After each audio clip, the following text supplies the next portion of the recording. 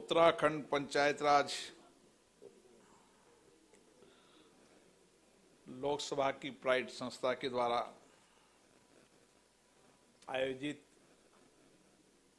पंचायत राज व्यवस्था विकेंद्रीकरण लोकतंत्र का सशक्तिकरण कार्यक्रम में राज्य के मुख्यमंत्री श्री त्रिवेंद्र सिंह रावत जी, हमारे लोकसभा के राज्य विधानसभा के अध्यक्ष माननीय प्रेमचंद जी अग्रवाल साहब, पंचायत राज, शिक्षा, खेलकूद मंत्रालय के मंत्री श्री अरविंद पांडे जी, पूर्व मंत्री हमारे लोकसभा में माननीय सदस्य श्री अजय टमटा जी, पंचायत राज से लोकसभा तक पहुंचे हमारे सांसद श्री रामप्रीत मंडल जी, जिला पंचायत के अध्यक्ष श्रीमती शोभा साजवान जी और हमारे लोकसभा के महासचिव श्री उत्पल कुमार सिंह जी, जिला पंचायत के चेयरपर्सन, वाइस चेयरपर्सन, क्षेत्रीय पंचायत के अध्यक्ष, ग्राम प्रधान, पंचायत समिति के सभी प्रतिनिधिगण, उत्तराखंड की ये धरती जो पुण्य भूमि है, तपोभूमि है, देवभूमि है और सदियों से तपस्वियों, ऋषियों ने, मनुष्यों ने यहाँ पर तप किया। ये धरती बद्रीनाथ, केदारनाथ हमारी आस्था की धरती है। व्यक्ति के अंतिम पड़ाव के समय जब अंतिम उसकी इच्छा होती है कि मैं 4 धाम की यात्रा करूं, इसलिए इस धरती का अपने आप में बहुत पुण्य है। और विशेष रूप से जब भी मैं यहाँ पे आता हूँ, मुझे मानसिक और शारीरिक रूप से नई ऊर्जा और स्फूर्ति का अनुभव होता है। और इसलिए मैंने मेरे कार्यकाल का हर कार्यक्रम इस देवभूमि से शुरू किया। पहला कार्यक्रम हमने पीठासीन अधिकारियों का सम्मेलन की शुरुआत की तो देवभूमि से शुरू की। आज देश के अंदर पंचायत राज व्यवस्था विकेंद्रीकरण शासन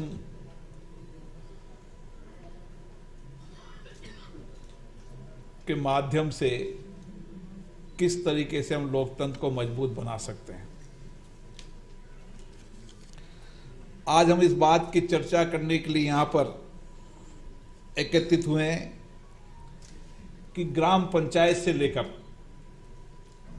देश की संसद तक हम लोकतंत्र को कैसे मजबूत बना सकते हैं, सशक्त बना सकते हैं और जवाबदेही बना सकते हैं, ताकि इन लोकतांत्रिक संस्थाओं के माध्यम से हम देश की जनता की आशाओं, आकांक्षाओं और अपेक्षाओं को पूरा कर सकें। हमारा लोकतंत्र सदियों पुराना है और विशेष रूप से हमारे लोकतंत्र की शुरुआत गांव से होती है। गांव के अंदर ग्राम समिति के माध्यम से, ग्राम सभा के माध्यम से हमारी लोकतांत्रिक परंपराएं रही है। गांव में पंचायत बैठती थी, पंचायत बैठ के जो निर्णय करते थे, फैसले करते थे, उसको सब गांव के लोग मानते थे। और इसीलिए कहते हैं कि भारत का लोकतंत्र वैदिक काल में सबसे पुराना लोकतंत्र है और सारे विश्व को लोकतंत्र की दिशा देने का काम किया है तो भारत ने किया है। और इसीलिए हमारी लोकतंत्र की अवधारणा मजबूत भी है, सशक्त भी है। कई उदाहरण के रूप में भी हम कह सकते हैं कि वैदिक काल के हमारे आज भी कई पुरातत्व हमारी परंपरा संपदा है, जहां पर 10वीं शताब्दी के लोकतांत्रिक ग्राम पंचायत के आज भी हम वहां पर उसी रीति नीति से लोकतंत्र को चलाते हैं। दक्षिण भारत के तमिलनाडु के 80-85 किलोमीटर दूर उत्तरामेकर गांव में, जहां चोल साम्राज्य 10वीं शताब्दी में आज भी वहां के पत्थर में तमिल भाषा के अंदर पंचायत व्यवस्था का वर्णन है। कैसे हर गांव को उन्होंने कुटुंब के रूप में विभाजित किया, हर कुटुंब से एक एक प्रतिनिधि आता था और वो कुटुंब के प्रतिनिधि मिलकर वहां पर निर्णय करते थे, फैसले करते थे। और यही हमारी वैदिक परंपरा आज भी रही है। ये बात सही है कि हम 1947 में आजाद हुए और उसके बाद हमारे लोकतंत्र गणराज्य की स्थापना हुई, लेकिन आजादी के बाद से अभी तक दुनिया के जितने भी लोकतांत्रिक देश हैं, कुछ हमारे से पहले आजाद हुए, कुछ हमारे से बाद में आजाद हुए, लेकिन आज गर्व के साथ हम कह सकते हैं कि भारत का लोकतंत्र मजबूत भी है, सशक्त भी है। और इसको लगातार हमने और सशक्त मजबूत करने का प्रयास किया है। इसमें विशेष रूप से हमारे संविधान निर्माताओं उन मनुष्यों की बहुत बड़ी भूमिका है जिन्होंने दुनिया का सबसे बड़ा संविधान बनाया। और ये संविधान हमारा मार्गदर्शन के रूप में आज भी हमें मार्गदर्शित करता है। और इसी संविधान में जो मूल भावना थी, वो मूल भावना लोकतांत्रिक गणराज्य की थी। जनता को मध्य में रखकर हमारी शासन व्यवस्था रहे, ये इस संविधान की मूल अवधारणा थी। और आज हमने इस मूल अवधारणा को बढ़ाया है कि किस तरीके से 17 लोकसभा के चुनाव और 300 से ज्यादा विधानसभा के चुनाव हम आजादी के बाद हुए। लोकतंत्र के प्रति लोगों का विश्वास बढ़ा, भरोसा बढ़ा। 17 आम चुनाव के अंदर लगातार लोगों का मतदान प्रतिशत बढ़ा। इससे लोकतंत्र के प्रति और विश्वास, भरोसा बढ़ा।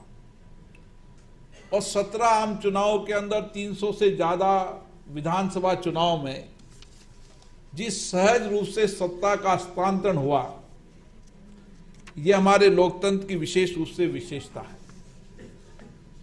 और इसीलिए हमने कोशिश की, प्रयास किया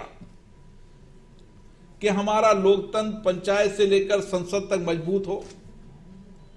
और इसके लिए पंचायत राज व्यवस्था के अंदर भी संवैधानिक प्रावधानों को किया हमने, ताकि हर पंचायत राज व्यवस्था के अंदर चुनी सरकार को, गांव की चुनी सरकार को संवैधानिक अधिकार मिले। और 73वें संशोधन के माध्यम से हमने ग्राम पंचायतों को, पंचायत समितियों को, जिला पंचायतों को और सशक्त और अधिकार देने का काम किया और एक त्रिस्तरीय व्यवस्था हमने की। और आज हम गर्व के साथ कह सकते हैं कि ग्राम पंचायत से लेकर संसद तक हमारा लोकतंत्र सशक्त मजबूत होता चला आया है। उसमें विशेष रूप से उस गांव में रहने वाले उस ग्राम पंचायत के व्यक्ति की विशेष रूप से भूमिका है, क्योंकि हमने हमारी बेसिक रूप से हमारी ये कोशिश रही कि हमारी गांव की व्यवस्था, शासन व्यवस्था ऐसा होनी चाहिए जिसमें विशेष रूप से लोकतंत्र परिचालित होता हो। और महात्मा गांधी जी ने सही कहा था कि हिंदुस्तान की आत्मा गांव में बसती है। अगर गांव की शासन व्यवस्था मजबूत होगी तो निश्चित रूप से लोकतंत्र सशक्त मजबूत होगा, मजबूत होगा। और इसको देखते हुए लगातार सरकारों ने कई संविधान में संशोधन किए। उत्तराखंड सरकार ने भी विशेष रूप से व्यापक प्रयास किए कि 50% से ज्यादा महिलाओं को आरक्षण देकर एक नया कीर्तिमान बनाया कि हम किस तरीके से महिलाओं को सशक्तिकरण करना चाहते हैं, किस तरीके से महिलाओं के अंदर लोकतंत्र के माध्यम से वो सरकार, गांव की सरकार को संचालित करे। इसके लिए उत्तराखंड की सरकार ने व्यापक प्रयास किए, इसके लिए मैं धन्यवाद देता हूं। संशोधन तो 50% किए, लेकिन जनप्रतिनिधि 50% से ज्यादा ग्राम प्रधान में, क्षेत्रीय पंचायत में, जिला पंचायत में। इससे लगता है कि यहाँ की महिलाओं में लोकतंत्र के प्रति सजगता है, जागरूकता है और देश और राष्ट्र की सेवा करने के लिए समर्पित भाव से काम कर रही हैं। उत्तराखंड राज्य एक ऐसा राज्य है जहां का जवान देश की सीमाओं पर रक्षा करता है।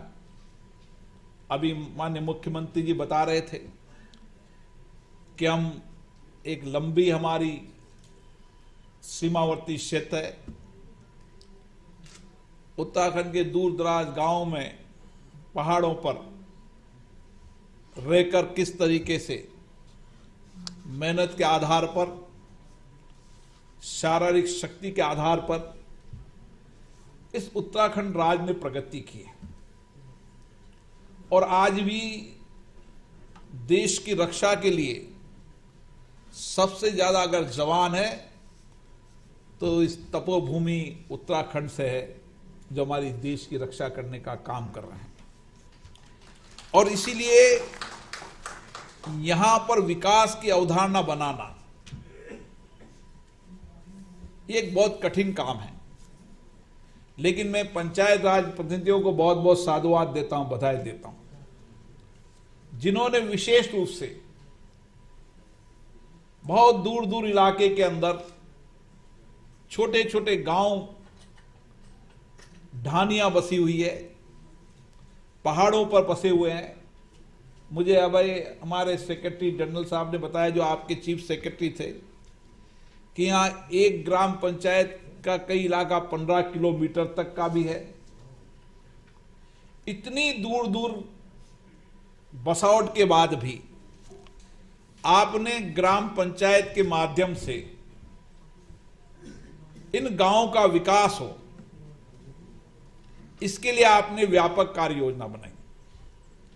और मैं उत्तराखंड सरकार को भी धन्यवाद देता हूं, जिन्होंने विशेष रूप से, चाहे शिक्षा हो, चाहे गरीबी हो,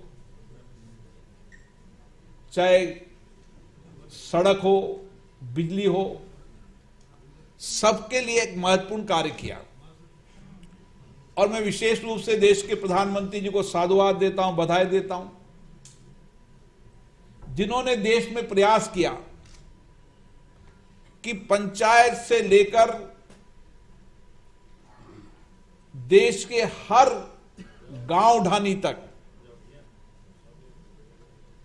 जो जरूरतें हैं, आवश्यकताएं हैं, जो गांव पिछड़े हैं, अभाव में, जो जिले विकास की दृष्टि से पिछड़े हुए हैं, संपूर्ण सारे देश का विकास एक साथ हो।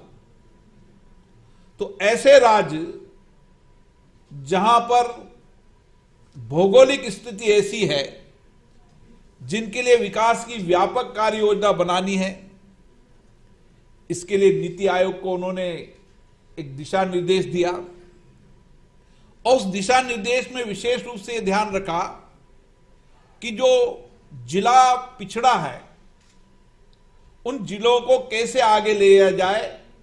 आकांक्षा जिलों के माध्यम से उसमें व्यापक कार्य योजना चलाएगी और उसी के साथ साथ हर व्यक्ति को डायरेक्ट पैसा हस्तांतरण हो, योजनाओं का डायरेक्ट लाभ मिले,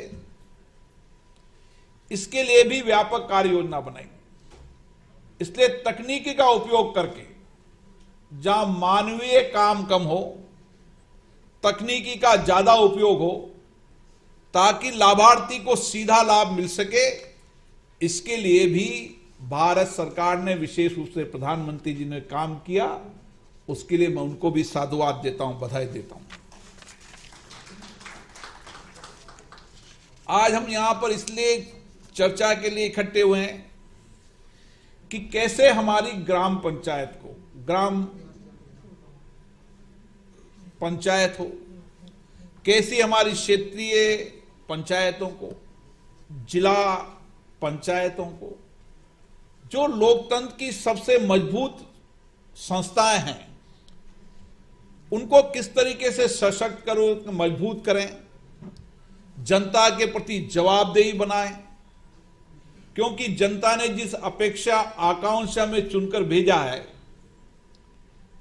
और सबसे ज्यादा अगर निकट में कोई जनप्रतिनिधि रहता है तो पंचायत राज का जनप्रतिनिधि रहता है, जिससे जनता का सीधा संवाद रहता है, चर्चा रहती है।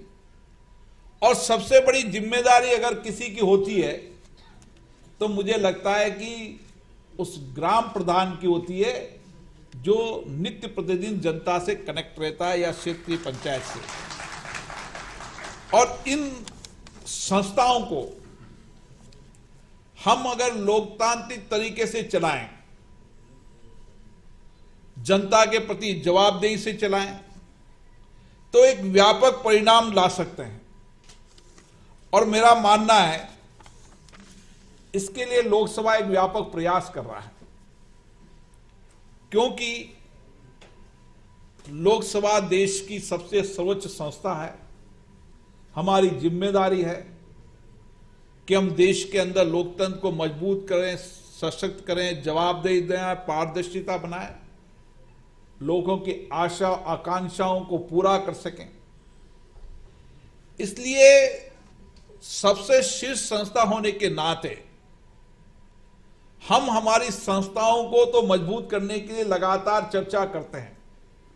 पिछली बार हमने देवभूमि में चर्चा की, उसके बाद गुजरात में पीठासीन अधिकारियों का सम्मेलन किया, वहां हमने चर्चा की, संवाद किया, साझा अनुभवों को साझा किया, जो जो नवाचार अपनी अपनी लोकतांत्रिक संस्थाओं में किए उनके अनुभवों को साझा किया।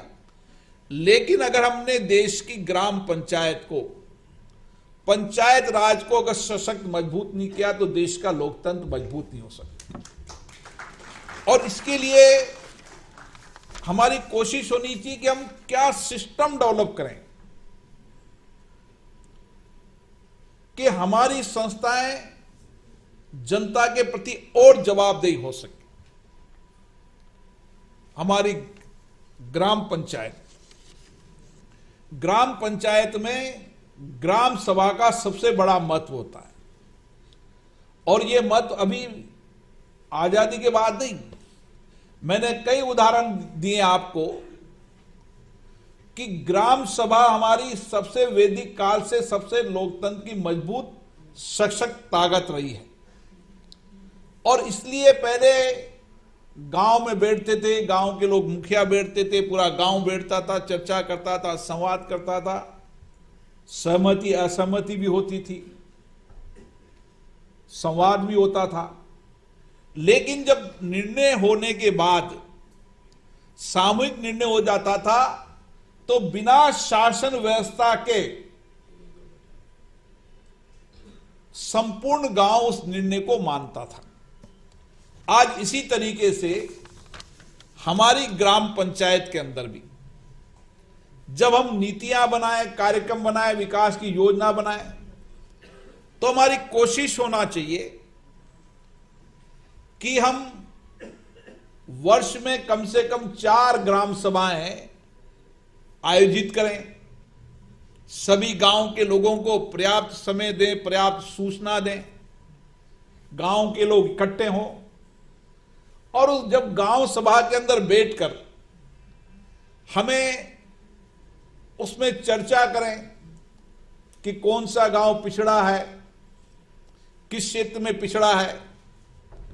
और जब ग्राम सभा निर्णय करे जिसमें स्कूल का प्रधानाचार्य भी हो, आंगनबाड़ी की कार्यकर्ता भी हो, प्राथमिक स्वास्थ्य केंद्र के एनएम डॉक्टर या जो भी वहां पर वह भी हो, जो जो वहां पर कार्यपालिका के रूप में उस गांव में काम कर रही हैं, वह सब भी उस गांव के साथ बैठे, क्षेत्रीय पंचायत का अधिकारी भी हो, जिला पंचायत का अधिकारी भी हो, और सब गांव बैठकर एक प्लान बनाए कि हमें 1 वर्ष में, 2 वर्ष में, 5 वर्ष में हमें हमारे गांव का विकास कैसे करना है, किस तरीके से हम गांव के विकास की योजना बनाकर हमारे गांव को आदर्श गांव बना सकते हैं। तो मुझे लगता है कि हम पैसों का विकेंद्रीकरण, पैसों का नियोजन, ये गांव की सरकार अगर ठीक से कर ले तो केंद्र और राज्य सरकार का इतना धन आता है, हम गांव को आदर्श गांव बनाकर एक विकसित गांव की कल्पना को पूरा कर सकते हैं। अभी ठीक कहा मुख्यमंत्री जी ने कि ग्राम सभा में इस बात की भी चर्चा होनी चाहिए कि हम किस तरीके से स्थानीय उत्पादकों को वैल्यू एडिशन कर कर और उसको एक अच्छा मार्केट में उन वस्तुओं को बेच सके। हम जानते हैं कि हमारे गांव में क्या क्या चीजें उपयोगी हैं, क्योंकि उत्तराखंड की धरती एक ऐसी धरती है जहां पर तमाम कृषि के वो उत्पाद जो दुनिया में कहीं पैदा नहीं होते, वो इस देवभूमि के अंदर पैदा होते। यहाँ की महिलाएं हो, यहाँ का नौजवान हो, हर व्यक्ति यहाँ का इतना मेहनती है कि छोटी छोटी खेती के अंदर, पहाड़ियों के अंदर भी अपना कृषि उत्पादन कर 2 टाइम की रोटी का इंतजाम कर लेता है। लेकिन अब समय आ गया है कि हम इन कृषि उत्पादकों को देवभूमि पे उत्पादन, कृषि उत्पादन दुनिया के लिए मार्केट बने। मैं पिछली बार जब पीठासीन अधिकारियों के सम्मेलन में आया था तो एक प्रदर्शनी में मैंने देखा किस तरीके से यहां के गांव के उत्पादकों को बेहतरीन पैकेजिंग करके और एक्सपोर्ट करने का काम कर रहे हैं, ताकि हम गांव के अंदर ही रोजगारों का सृजन करने का काम करने लगे।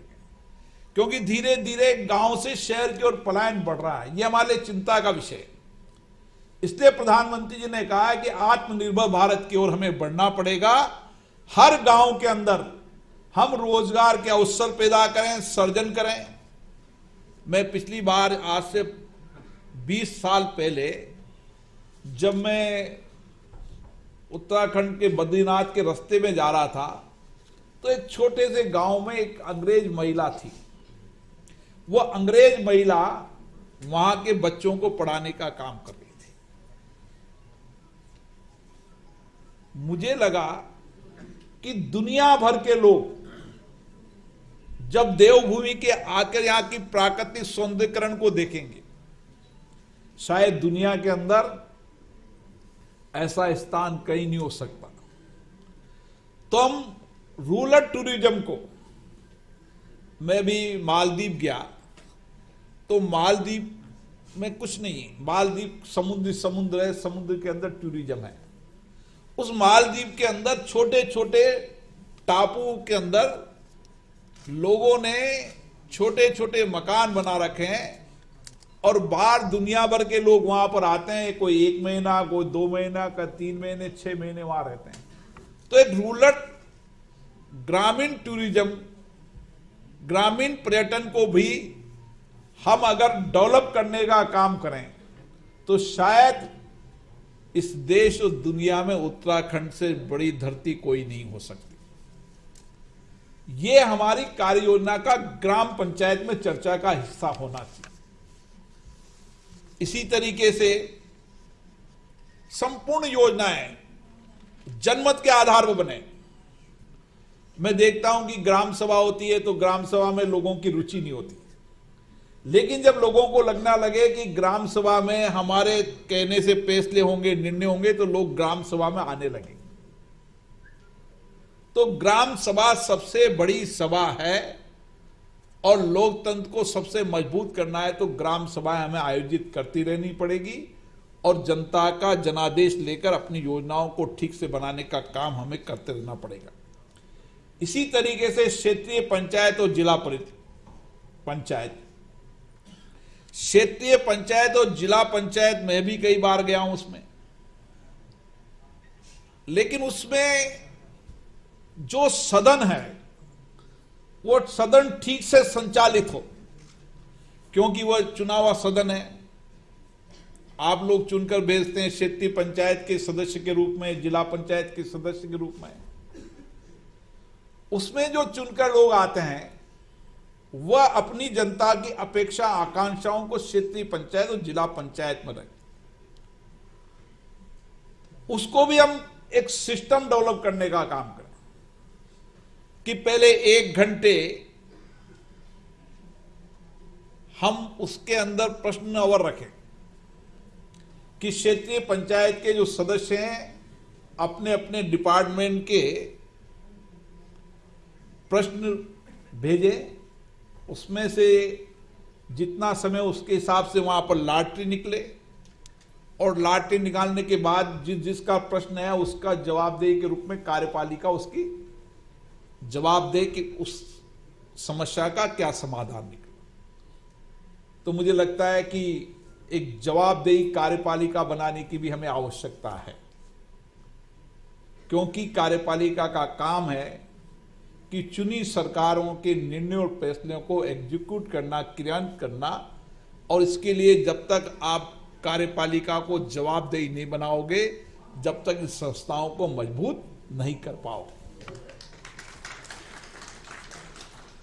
उसके बाद फिर 1 घंटा हमारी कोशिश हो कि हम जो बड़ी समस्याएं हैं, जो क्षेत्रीय पंचायत में पानी, बिजली, रोड कनेक्टिविटी, जो भी समस्याएं हैं उस पर चर्चा हो, और फिर 1 घंटा जो अपना विषय, अन्य विषय हैं, उन अन्य विषयों पर चर्चा हो। तो हमारी कोशिश होनी चाहिए क्षेत्रीय पंचायत और जिला पंचायत का सदन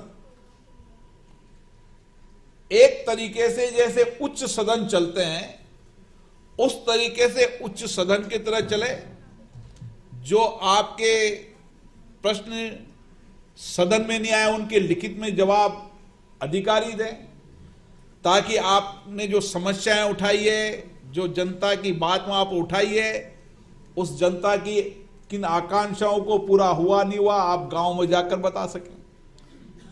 इसलिए हमें इन सदनों के माध्यम से हमारी कार्यपालिका को, एग्जीक्यूटिव बॉडी को हमें जवाबदेही बनाना पड़ेगा, तभी हमारा लोकतंत्र सशक्त और मजबूत होगा। और इसीलिए आज हमारे बीच में सभी क्षेत्रीय पंचायत, जिला पंचायत के अध्यक्ष बैठे हैं। ये बैठकर चर्चा करेंगे, संवाद करेंगे, वाद विवाद करेंगे, अपने अपने अनुभवों को साझा करेंगे, विचारों को साझा करेंगे और एक निर्णय करेंगे कि किस तरीके से इन संस्थाओं को सशक्त और मजबूत बनाया जाए। मुझे लगता है हमारे लोकतंत्र में यही विशेषता है कि हमारा विचार विमर्श, हमारे अनुभवों को साझा, हमारे नवाचार, जिस पंचायत ने कोई नवाचार किया हो, क्षेत्रीय पंचायत ने नवाचार किया हो, जिला पंचायत ने नवाचार किया हो, उसके अनुभव साझा करें। हम जब पीठासीन अधिकारियों का सम्मेलन करते हैं तो कई पीठासीन अधिकारी अपनी अपनी विधानसभा में या विधान परिषद में अच्छा काम करते हैं, नई तकनीकी का काम करते हैं, तो उनके अनुभवों को साझा करते हैं, उनके नवाचारों को साझा करते हैं, कोशिश करते हैं कि उन नवाचारों को लागू करें।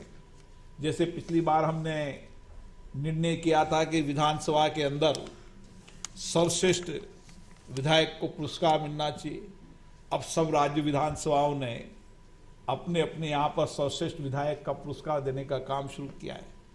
ऐसे ही आपके क्षेत्रीय पंचायत में होना चाहिए, जिला पंचायत में होना चाहिए, पंचायत ग्राम सरपंच में होना चाहिए कि जो सदन के अंदर अच्छा काम करता है उसको हर वर्ष आप सम्मानित करें, ताकि उनके अच्छे कार्यों से हम भी प्रेरित हों और हम भी सदन में अच्छा काम करें। जो ग्राम पंचायत अच्छे नवाचार करते हैं उनको अनुभवों को साझा करते हैं, ताकि और ग्राम पंचायत भी उन नवाचारों को लागू करें। हमें इस तरीके के प्रयास करने की आवश्यकता है और इसलिए लोकसभा ने विचार किया कि जितनी भी चुनी संस्था हैं, चाहे ग्राम पंचायत हो, चाहे क्षेत्रीय पंचायत हो, जिला पंचायत हो, नगर पालिका हो, नगर परिषद हो, नगर निगम हो, इन तमाम चुनी हुई संस्थाएं जिन जनता से डायरेक्ट चुनकर आती है, उन चुनी हुई संस्थाओं को सशक्त बनाएंगे, मजबूत बनाएंगे, जवाबदेही बनाएंगे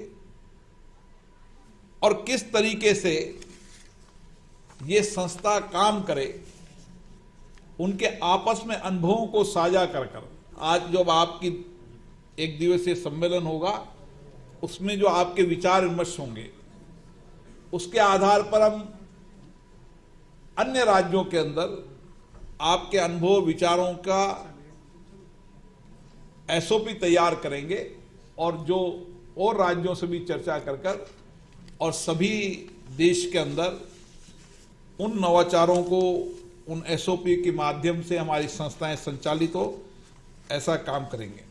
मैं पुनः विशेष रूप से यहाँ के राज्य के मुख्यमंत्री जी को धन्यवाद दूंगा, पंचायत राज मंत्री जी को भी जिन्होंने शुरुआत की, क्योंकि हमारी यहाँ की बॉडी विधानसभा होती है, इसलिए मैं हमारे विधानसभा अध्यक्ष जी को धन्यवाद दूंगा और विशेष रूप से मैं आज धन्यवाद दूंगा जो आपके यहाँ पर चीफ सेक्रेटरी रहे, हमारे लोकसभा के अभी महासचिव हैं। उन्होंने बहुत इस कार्यक्रम के प्रति रुचि दिखाई। उन्होंने कहा कि ये कार्यक्रम देवभूमि से शुरू होना चाहिए और लगातार 1 महीने उन्होंने इस सारे कार्यक्रमों का रिसर्च किया है। आज जो आपके अनुभव विचार साझा होंगे, हमारे कई श्रीमती सरोज पांडे जो हमारी सांसद हैं वो भी यहाँ पर आई हुई हैं, वो भी जिला पंचायत की अध्यक्ष रही है, वहाँ की नगर निगम कॉरपोरेशन की चेयरमैन रही है, अजय जी भी जिला पंचायत के अध्यक्ष हैं, रामप्रीत मंडल जी भी हमारे अध्यक्ष हैं। इन्होंने भी ग्राम पंचायत से लेकर अब सदन की तक की कार्रवाइयों को देखा है। ये अनुभव अपना ठीक से साझा करेंगे कि ग्राम पंचायत और संसद की कार्रवाई को हम किस तरीके से संचालित करें और किस तरीके से बनाएं। हम सबका एक ही मकसद है, हम चुने लोग जिन्होंने जनता को हम को चुनकर भेजा है, हम इन लोकतंत्री संस्थाओं को तो मजबूत बनाएंगे सही, लेकिन एक जनप्रतिनिधि जनता के प्रति जवाब दे रहे और जिस अपेक्षा, आकांक्षा और विश्वास के साथ उसने चुनकर भेजा है, उनकी अपेक्षा आकांक्षाओं को पूरी करें और लोकतंत्र के माध्यम से इस देश को आगे बढ़ाने का काम करें। आत्मनिर्भर भारत बने, सशक्त मजबूत भारत बने, आर्थिक रूप से मजबूत भारत बने और हमारे नौजवानों का जो बौद्धिक क्षमता है, उस बौद्धिक क्षमता का उपयोग हम देश में कर सकें, दुनिया के अंदर भी हमारा नौजवान नेतृत्व कर सके। इसके लिए ये संस्थाएं लगातार प्रयास कर रही है। मैं पुनः आप सब यहाँ पर बड़ी संख्या में पधारे, आप सबका लोकसभा की तरफ से बहुत बहुत अभिनंदन करता हूँ, स्वागत करता हूँ और निश्चित रूप से आपके अनुभव, विचारों, नवाचारों का हम सबको लाभ मिलेगा और हम देश के अंदर चुनी लोकतांत्रिक संस्थाओं को सशक्त, मजबूत, जवाबदेही बना सकेंगे। बहुत बहुत धन्यवाद।